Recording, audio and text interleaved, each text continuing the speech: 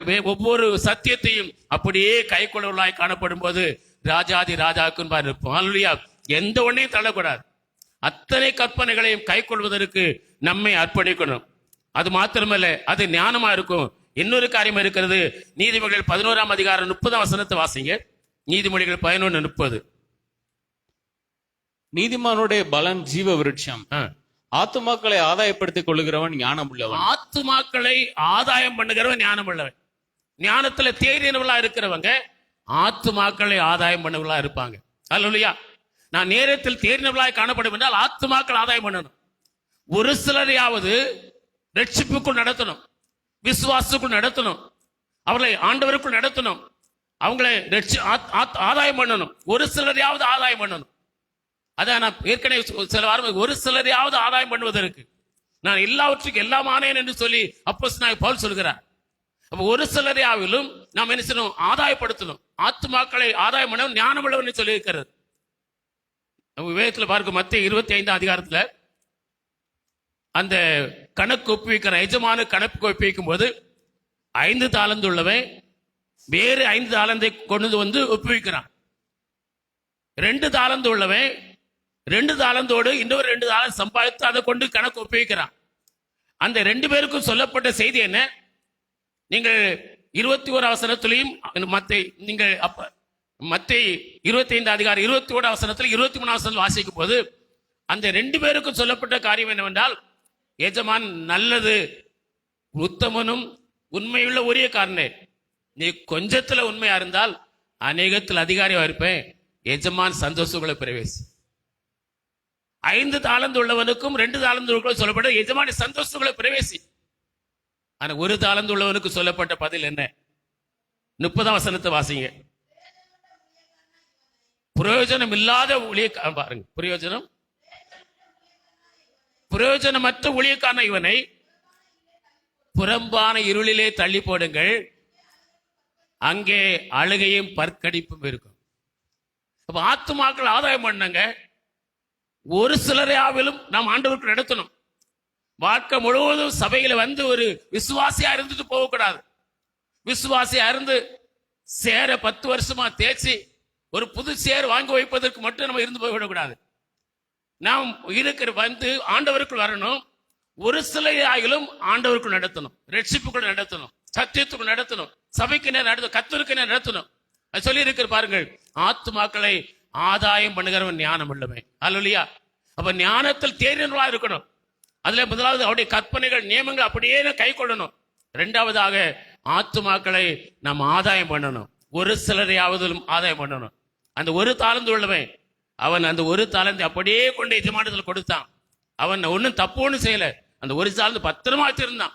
அந்த பத்திரமா வைத்திருந்து அந்த தாலந்து அப்படியே கொப்பு கொடுத்தான். அவனும் பாராட்டுக்குரியவனை போலதான் இருந்தான். ஆனால் அது எஜமான் பாராட்டலங்க. அவன் புறம்பான இருளில் அவனை தள்ளி போடுங்க, அங்கே அழுகையும் பற்கடிப்பும் உண்டாயிருக்கும் என்று சொல்லி இருக்கிறது.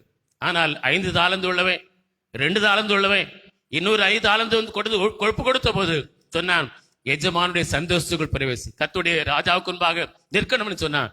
நாம் ஆத்துமாக்களை ஆதாயம் பண்ணுகிற ஞானத்தில் தேறினவர்களாய் காணப்பட வேண்டும்.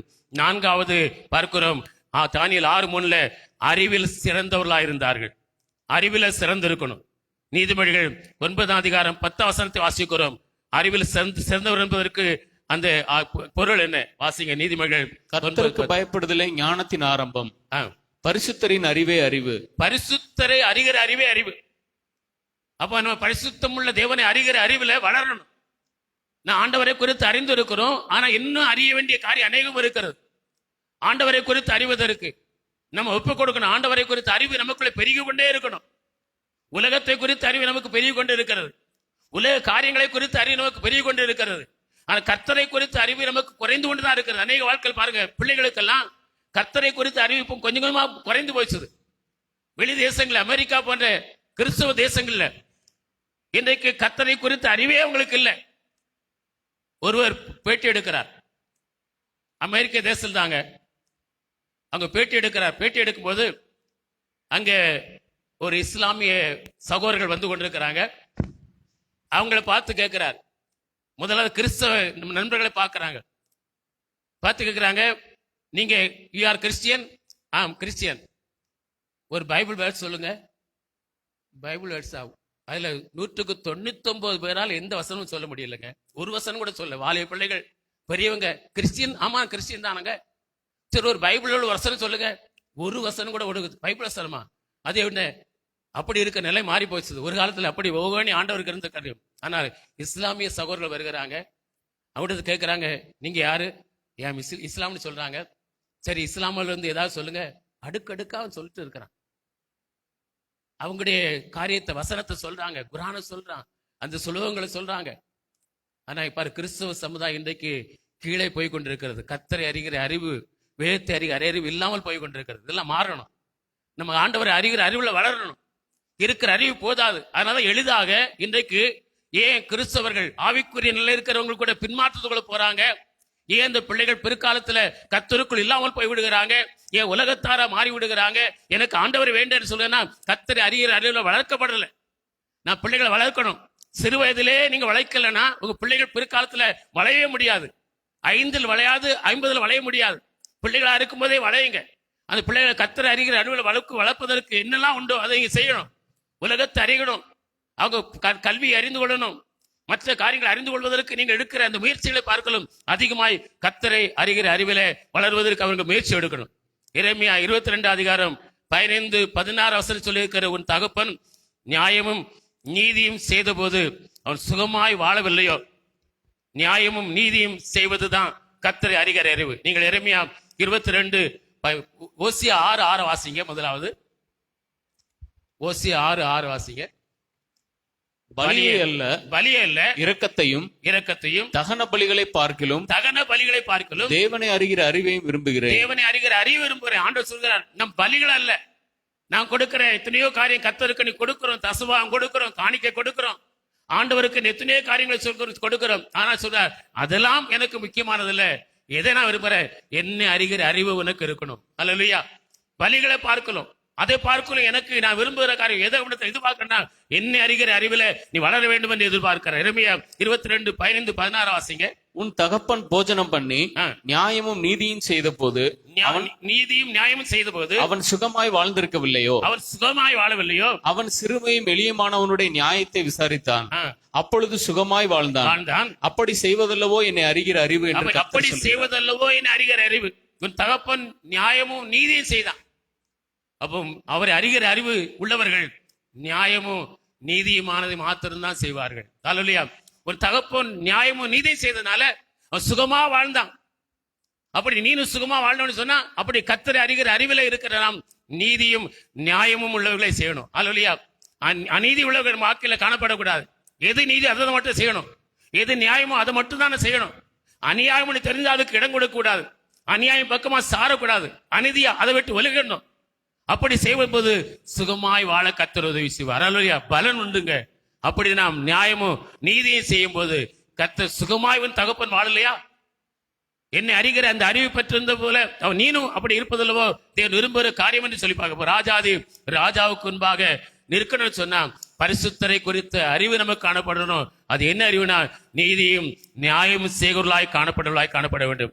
4வது நீதிமொழிகள் 22 அதிகாரம் 25வது நீதிமொழிகள் 22, 29 வாசிங்க.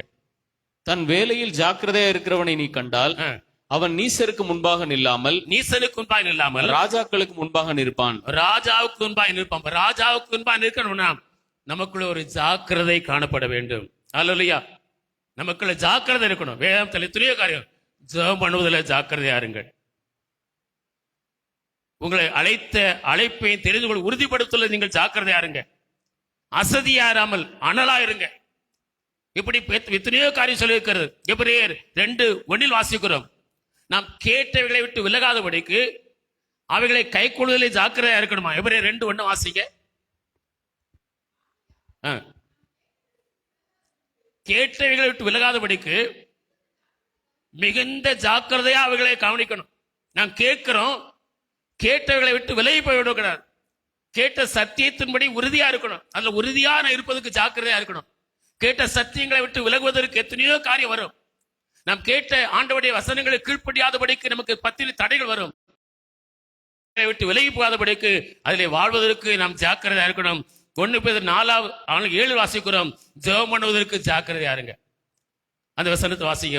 1 பேதுரு 4:7. எல்லாவற்றிற்கும் முடிவு சமீபமாயிற்று, ஆகையால் தெளிந்த புத்தியுள்ளவர்களா இருந்து ஜெபம் பண்ணுவதற்கு ஜாக்கிரதை உள்ளவர்களா இருந்து. ஜெபம் பண்ணுவதா இருக்கணும். நான் அழைக்கப்பட்டிருக்கிறேன், நான் தேவனால் தெரிந்து கொள்ளப்பட்டவன். உலக தோற்றது முன்பாகவே கர்த்தர் என்னை தெரிந்து கொண்டார். தாயின் கற்பத்திலிருந்தே என்னை பிரித்தெடுத்திருக்கிறார். ஆகவே அழைக்கப்பட்டதிலும் தெரிந்து கொள்வதிலும் உறுதியா இருக்கும்படிக்கு நான் ஜாக்கிரதையா இருக்கணும். ரோமர் 12:12 அசதியா இராதபடிக்கு ஆவியிலே அனலாயிருங்கள், அதற்கு ஜாக்கிரதையா இருங்க. ரோமர் 12:12 நமக்கு ஒரு பாசையை தந்திருக்கிறார். அவர் சொன்ன உன்னிடத்திலிருந்து வரும் பலனால் நிரப்பப்படும்படிக்கும் எருசலேமை விட்டு என்ன செய்யாருங்கள், நீங்கள் போகாதீர்கள் என்று சொன்னார். உன்னிடத்திலிருந்து அந்த பலன் வந்தபோது பரிசுத்தாவில் நிரப்பப்பட்ட போது அவர்கள் அந்நிய பாஷைகளை பேசினார்கள், பல பாஷைகளை பேசினார்கள். அல்லேலூயா. அப்படின்னா நமக்கு தேவன் அந்த பரலோக பாஷையை பெற்றுக்கொள்ளணுங்க, அந்த அந்நிய பாஷையை பெற்றுக்கொள்ளணுங்க, அந்த பாஷையை நாம் பெற்றுக்கொள்ளணும். 2 கொரிந்தியர் 14:2-4 சொல்லி இருக்கிறது, அந்நிய பாஷையில் பேசுகிறவன் தேவனோடு ரகசியங்களை பேசுகிறான், அதுவும் அவனுக்கு தனக்குத்தானே பக்தி விருத்தியை உண்டாக்கும்படி பேசுகிறான் என்று அந்த அபிஷேகத்தை எனக்கு தர ஆண்டவரே. வேதத்தெல்லாம் பார்க்க அப்போஸ்தலர் நடபடிகள் இல்ல, எங்கெல்லாம் பரிசுத்த ஆவியான ஊற்றப்பட்டாரோ அந்த இடத்துல எல்லாம் அந்த ஜனங்கள் அந்நிய பாஷைகளை பேசினார்கள், பல பாஷைகளை பேசினார்கள். தீர்க்க தரிசனம் உடைத்தாண்டு வாசிக்கிறோம்.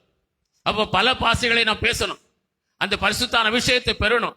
எபேசியர் 4:30 வாசிக்கும், மீட்கப்படும் நாளுக்கென்று முத்திரையாய் பெற்றிருக்கிற பரிசுத்தாவினை, மீட்கப்படும் நாளுக்கென்று முத்திரையாய் பெற்றிருக்கிற பரிசுத்தாவியை துக்கப்படுத்தாதிருங்கள். அப்படியானால் பரிசுத்தாவியை நாம் பெற்றுக்கொள்ளணும். அதுல ஜெபத்துல தரித்து இருக்கணும். கர்த்தர் வாஞ்சை உள்ளவர்களுக்கு அதை தருவார். அந்த வாஞ்சை இருக்கணும். நாம ஒவ்வொரு வேளையிலும் அந்த பரிசுத்தான அபிஷேகம் பெறுவது எளிது. நீங்க வீட்டிலேயே பெறலாம். ஆண்டவரே, அவர்களுக்கு பெற்றிருக்கிற அதே பரிசுத்தாவே எனக்குள் வரணும் ஆண்டவரே, நானும் பெற்றுக்கொள்ளணும் ஆண்டவரே என்று சொல்லி நான் ஜெபம் பண்ணி கொண்டே இருந்தேன். ஒரு நாள் டிசம்பர் 25 கிறிஸ்துமஸ் ஆராதனை விடுத்துவிட்டு மாலையில் ஊழியத்துக்கு போக வேண்டும் என்று அந்த சகோதரர்கள், நான் போக போறேன், நீர் என்னை ஆசீர்வதிக்கணும்னு சொல்லி நான் ஜெபம் பண்ணதாங்க செய்தேன். ஒண்ணுமே சொல்ல, எப்படி ஜெபம் பண்ணி கொண்டு அந்நிய பாஷையை கர்த்தர் அபிஷேகம் தந்தார், இந்த வார்த்தைகளை தந்தார். சோர்வரமா இருந்து ஆவியில துதிச்சேன். அப்ப எனக்குள்ள இருந்து கொண்டே இருந்தது, எந்த கொடுத்து போவேன், பரிசுத்த அறிவில வளர்களா இருக்கணும், அது தேவன் தகுதியான காரியம். இப்படி பல காரியம் சொல்லி இருக்கிறது. ஆனா எல்லாம் இருந்தாலும் கடைசியில் ஒரு காரியம், கல்தேய பாஷையை கற்றுக்கொள்ள வேண்டும். ராஜாவுக்கு இருக்கணும்னா ஆண்டவர் தந்திருக்கிற இந்த பல பாஷைகளை பேசணும், அந்நிய பாஷையை பேசணும், அபிஷேகம் நிறைந்து கர்த்தர் ஆராதிக்கணும். இப்படி நிற்கும்போது ராஜாவுக்கு முன்பாய் நிற்போம். அல்லேலூயா, அல்லேலூயா. நாம் இந்த வேளையிலே நம்ம கட்டாதபடிக்கு நாம் காத்துக்கொள்ளணும். பாவம் நிறைந்த உலகில் தான் வாழ்ந்து கொண்டிருக்கிறோம், அக்கிரமம் நிறைந்த உலகில் தான் வாழ்ந்து கொண்டிருக்கிறோம். ஆனாலும் காகம் தலைக்கு மேல் பறப்பதை தடுக்க முடியாதபடி இதெல்லாம் நம்மை நெருக்குவதை நாம் தடை செய்ய முடியாது. ஆனால் ஒன்று, நம்முடைய தலையிலே அது கூடு கட்டாதபடி பாதுகாத்துக் கொள்ள முடியும். அதை மறந்து விடாதீர்கள். 2வது, இருக்கணும், எல்லாவற்றிலும் ஜெபம் பண்ணுவதில் ஜாக்கிரதையா இருக்கணும். நம்முடைய ஒவ்வொரு கிரியிலும் நாம் ஜாக்கிரதையா இருக்கணும். எப்படி மாத்திரமல்ல, அதோடு கடைசியாக சொல்லி இருக்கிறது, நாம் கல்தையை பாசையை கற்றுக்கொண்டு என் முன்பாக குறித்த காலம் வந்தது, அங்கு நிறுத்தப்பட்டார்கள். அவர்களே தானியேலும் சாதராக்கும் மேஷாக்கும் ஆபேத்நேகோவும் ராஜாவுக்கு பாய் நிற்கப்பட்டார்கள். நாம் அப்படி இல்லை, எல்லாரும் நிற்கப்படணும். ஒருவர் கூட ராஜாவுக்கு நிற்கப்படும் சுகமாய் வாழவில்லையோ அதுதானே என்னை அறிகிற அறிவு என்று கர்த்தர் சொல்லியிருக்கிறார். ஆமென். அநீதிக்கு அநியாயத்திற்கு வரும்போது துணை போகாதபடிக்கு நீதியும் நியாயமும் செய்து மாசிலாவலாய் காணப்பட்டார். பூமியிலே சுகமாய் வாழ்கிற பாக்கியத்தை கர்த்தர் தருவார். அதோடு இல்ல, ராஜாவுக்கு பாய் சிறந்த அறிவு தேவை. அது என்ன அறிவு தெரியுமா? ஒரு சின்ன சம்பவத்தை சொல்லி நான் பாடி கர்த்தர் ஆராதிக்க போகிறோம். ஒரு தோட்ட காவல்காரர் பக்கத்து தோட்டத்துல நிறைய ஆப்பிள் பார்த்தார், எங்கேயும் ஆளுக்கான ஒருத்தரும் பார்க்கல. அவர் பழத்தை பறிக்க ஆரம்பித்தார். அப்போது மகன் போனா, அப்பா சுற்றிலெல்லாம் பார்த்துட்டீங்கப்பா, நீங்க மேல பாத்தீங்களா? கேட்டா, என்ன மகனே மேல பார்க்கணும்? மேல இருந்து சிறுவனுக்கு இருந்த அறிவு நமக்குள்ள இருக்கணும். ஒவ்வொரு நாளும் ஒவ்வொரு நிமிடமும் எதை செய்தாலும் எதை பேசினாலும் எங்கே இருந்தாலும் எங்கிருந்தாலும் தனி இணைத்திருந்தாலும் ஒரு காரணம் என்ன கர்த்தருடைய கண்கள் பார்த்து கொண்டே இருக்கிறது. அவருக்கு மறைவாக நான் இதையே செய்ய முடியாது என்ற உணர்வு இருக்கும் என்றால் ஆயத்தமாவோ ராஜா வருகிறார், ஆயத்தமாவோ இயேசு வருகிறார், எதிர்கொண்டு செல்லுவோம் நம்ம இயேசு ராஜா வருகிறார், ஆயத்தமாவோ